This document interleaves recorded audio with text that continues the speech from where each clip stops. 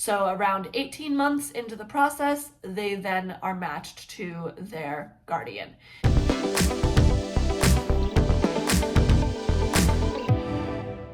Hey guys, it's Hope. Welcome back to my YouTube channel, and today we are going to do a video that I'm very excited about. Top 10 questions about guide dogs. And yes, I googled the top 10 and I'm going to answer them here and now. So here we go. Question number 1. What is the difference between a service dog and a guide dog? Great question. Service dogs are the overarching category. Guide dogs are the subset of service dogs. So think of it this way. Every guide dog is a service dog, but not every service dog is a guide dog. There are several different types of service dogs.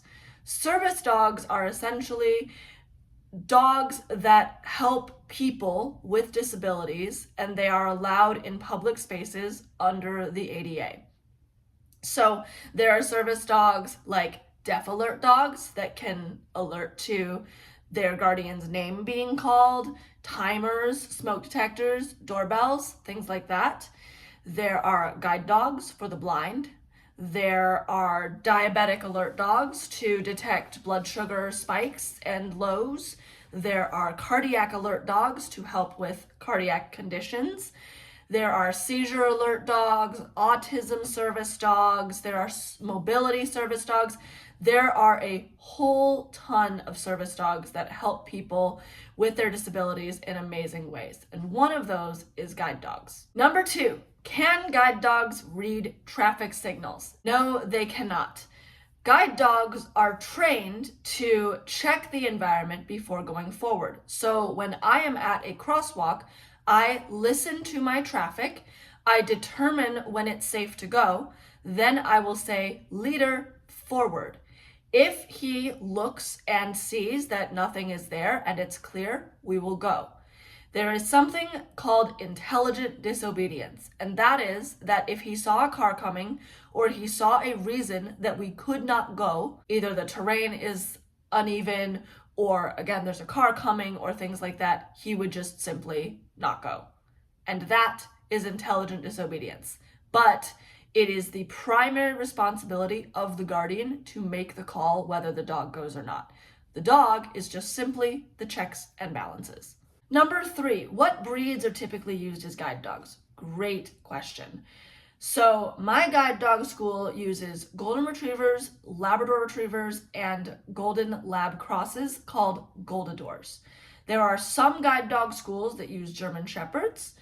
Those are starting to fade a bit more as we go through the years.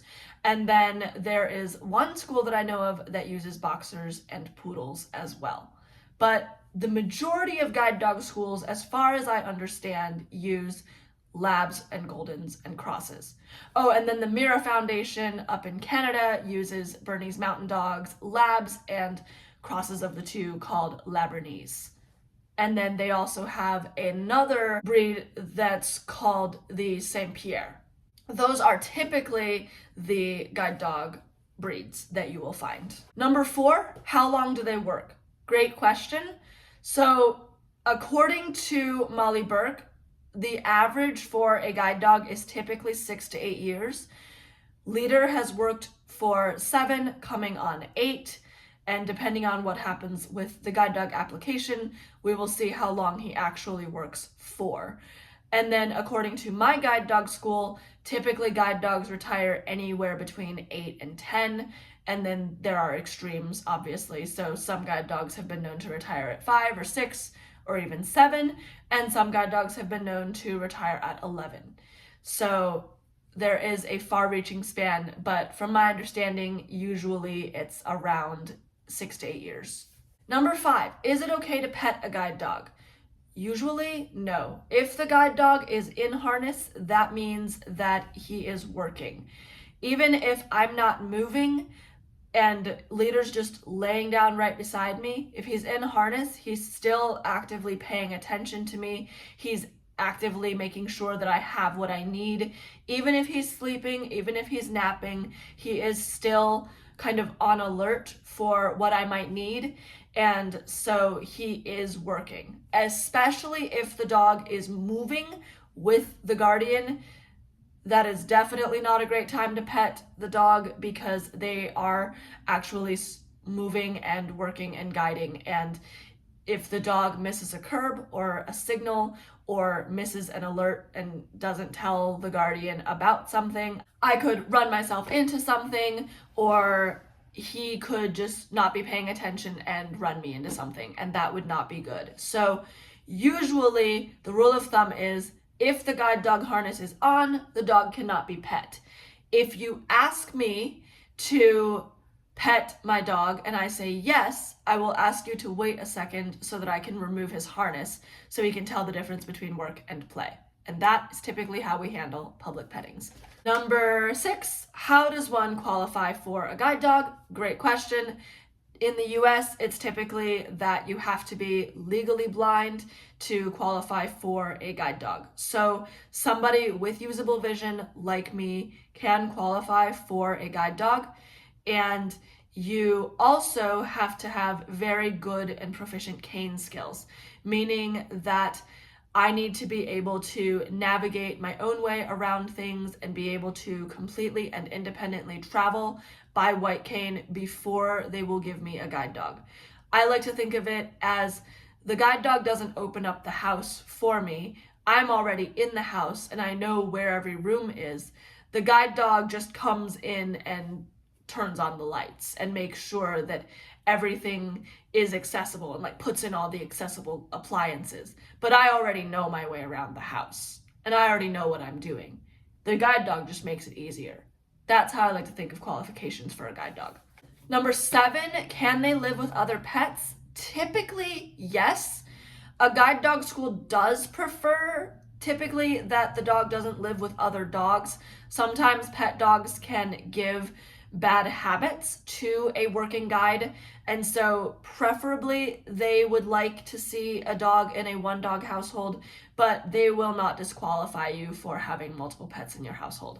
As a matter of fact, in the pet introduction lecture that we had during guide dog class, they taught us how to introduce them to pets, including cats and dogs. So it's not uncommon. It's not a disqualifier. I think they would prefer that we don't have other pets in the household, but if they do, they will work with it and it won't be a problem. Number 8, how long does it take to typically train a guide dog? Typically about 1.5 years. The guide dog, at least at my program, from 3 days to 8 weeks, they are learning all kinds of things. They are walking on all kinds of different surfaces, being introduced to different people, having their ears, their tails, their paws, everything touched so that they are okay with being handled or having their mouths opened for an examination or anything like that. Then from 8 weeks to around 1 year, maybe a little bit longer, they go with their puppy raiser. Their puppy raiser trains them things like how to sit, how to stay, proper basic obedience, and a bit about public access. They are introduced to all kinds of different environments during this time, and they go everywhere and are introduced to everything during the puppy raiser part. And then when they come back to campus, 6 months is typically spent on the advanced skills, like all of the harness work. That's where the forward and the left and the right and the intelligent disobedience and the obstacle recognition and all of that get trained into the guide dog. So around 18 months into the process, they then are matched to their guardian. Now, some schools take longer, some schools take shorter, some dogs take longer, some dogs take shorter. It just depends. But I believe 18 months is about the right amount of time for training a guide dog. Number 9, are guide dogs typically allowed in all public access spaces? The answer is yes. According to the ADA, service dogs are allowed anywhere the public is allowed to go. The exceptions to that are safety concerns, so like warehouses and things like that.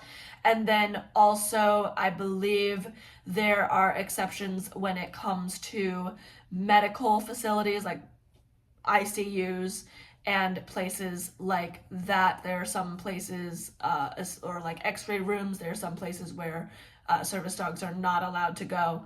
And there are just some good guidelines in the ADA about that, but typically all service dogs are allowed to go where the public is allowed to go.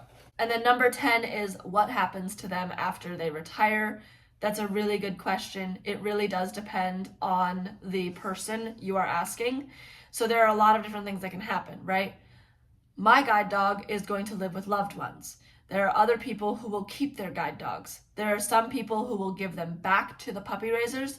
There are other people that, because they do not have a placement for the guide dog to go to, they will send the dog back to the school, and the school is happy to help find a placement for the dog for the rest of its life. So there are multiple different paths to go down. All of them are very difficult, but all of them are viable options. So those are the top 10 questions about guide dogs. If you have any more, let me know in the comment section below, and I will try to answer those as I can. And I hope that you enjoyed the video. Like, comment, share, subscribe, do all the fun things. Have a great weekend, have a good week, and I'll see you guys in the next video. Bye.